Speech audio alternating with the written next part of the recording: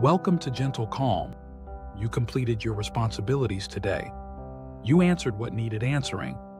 You handled what was urgent. You showed up.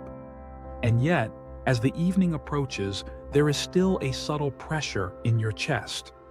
A quiet sense that something remains unfinished. A feeling that you are slightly behind, even if you cannot clearly explain why. Nothing is on fire, nothing is collapsing, but your mind does not feel settled. If that experience feels familiar, there is a reason for it. And it is not that you are failing. It is not that you are disorganized. It is not even that you are actually behind. It is that your mind counts open loops more loudly than it counts completed ones. Until you understand how that internal counting works, you will continue to feel as though you are perpetually catching up to something invisible. Most people assume that productivity is about doing enough. They believe that once they handle their tasks responsibly, their nervous system should naturally calm down. They assume that effort and completion should automatically produce relief. But the human mind does not operate like a balanced ledger. It does not weigh completion and incompletion equally.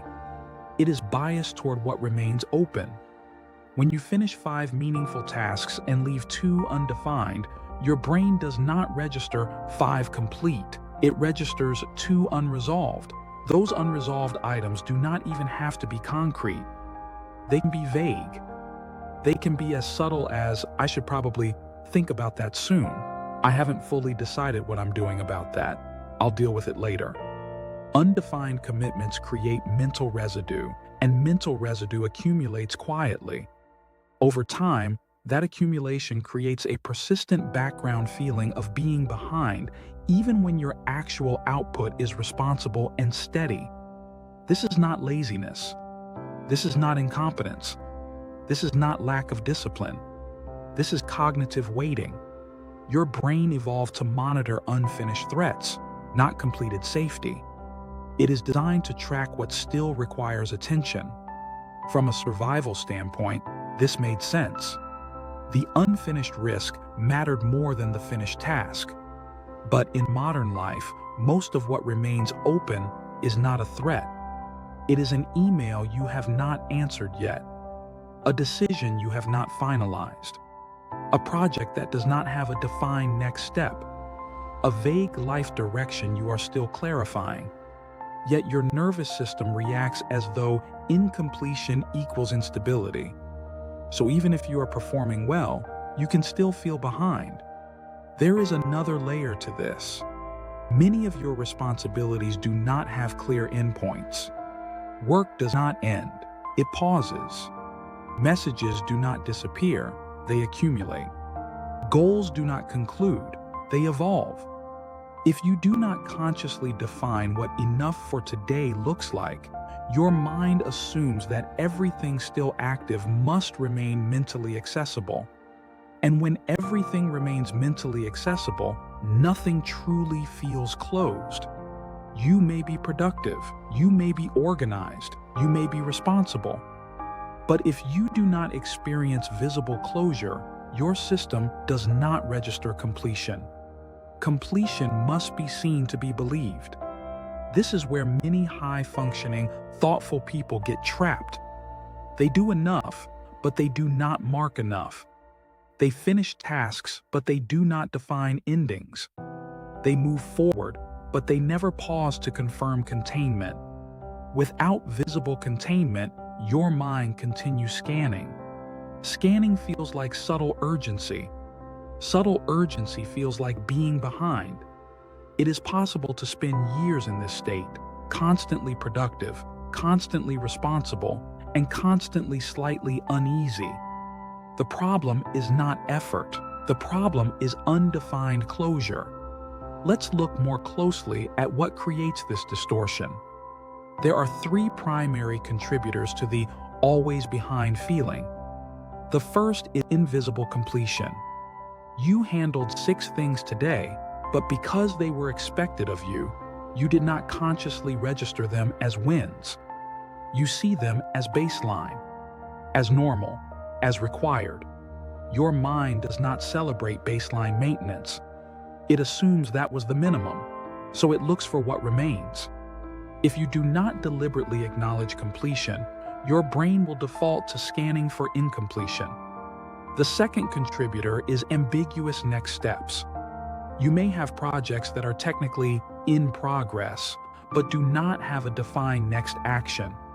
When something is open but undefined, your brain cannot categorize it. It cannot relax around it because it does not know what handling it actually means. So it keeps it active in the background. Ambiguity consumes energy.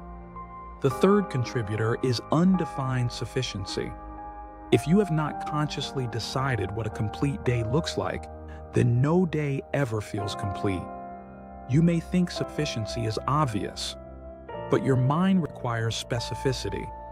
If doing enough is not clearly defined, it becomes a moving target.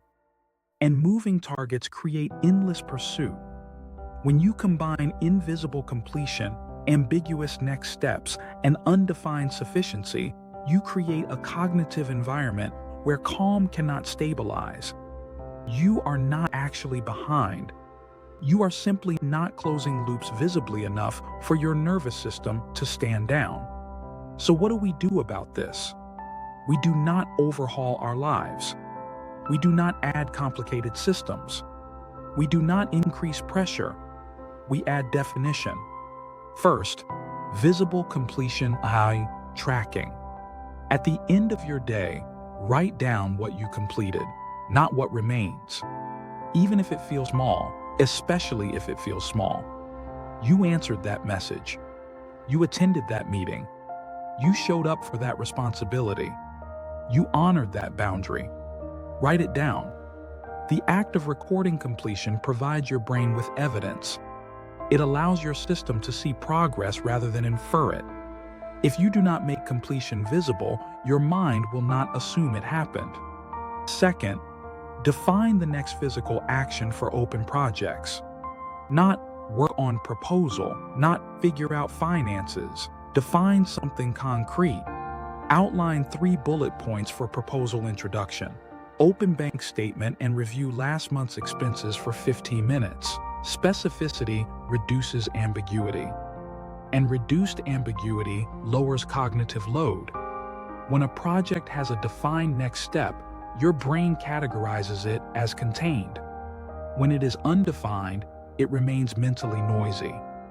Third, define sufficiency before you begin your day. What constitutes enough today? Is it completing 3 key tasks? Is it maintaining current commitments responsibly? Is it honoring your work boundary time? Choose something realistic and clear. When sufficiency is predefined, your brain knows when to stop scanning for more.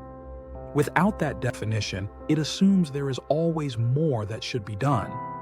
Many people resist defining sufficiency because they fear it will limit ambition. But sufficiency is not about shrinking your goals. It is about stabilizing your nervous system so you can pursue those goals without chronic strain.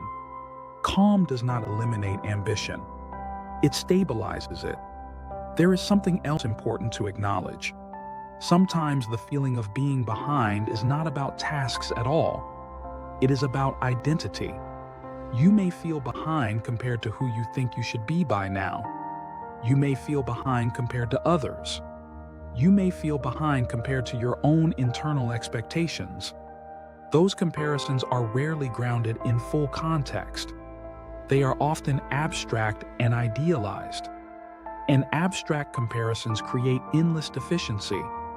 If part of your behind feeling is identity-based rather than task-based, no productivity system will solve it. What will help is clarity about your actual season of life. You are allowed to build slowly. You are allowed to progress sustainably. You are allowed to prioritize stability over speed. Feeling behind is often a sign that you are measuring yourself against an undefined standard. Define your own pace. Return to structural containment. Ask yourself, what is actually required of me this week? What is realistically sustainable? what am I choosing not to pursue right now, intentionally? When you consciously choose what you are not doing, your mind stops treating it as accidental neglect. Intentional exclusion reduces pressure. Unintentional avoidance increases it. This is subtle but powerful. Another practice that helps is creating a visible not now list. Write down ideas, ambitions, projects, improvements, and consciously categorize them as not current. This signals to your brain that these are not forgotten. They are deferred by design.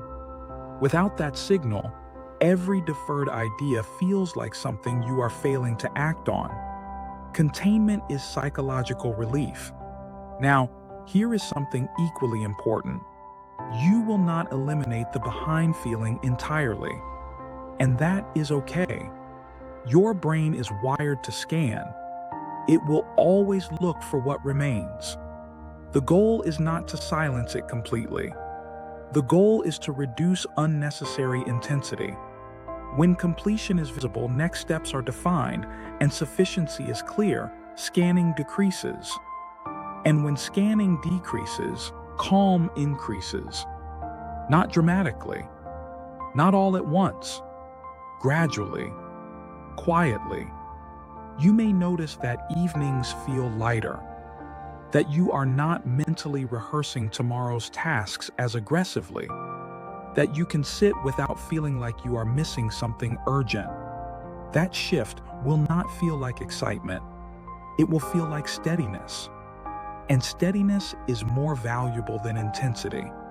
If you take one idea from this, let it be this: you are not behind. Your mind is simply prioritizing what is open. Give it visible proof of completion. Give it defined next steps. Give it a clear stopping point. Let sufficiency be explicit instead of implied. Calm is not created by doing more. It is created by closing what you can see. You do not need to move faster. You need to make containment visible. If this way of thinking resonates with you, if you are someone who wants stability rather than hype, structure rather than noise, I invite you to explore the Gentle Calm series. The books go deeper into these ideas, especially the Gentle Calm framework, where we build internal order step by step. You can also read weekly reflections on Substack, where I expand on these concepts in a slower, more personal format. And if this video helped clarify something for you, consider liking and subscribing. Not because of an algorithm, but because consistency builds calm. And this channel is designed to be a stable space you can return to. No urgency, no pressure, just structure that holds. Thank you for being here, and stay calm.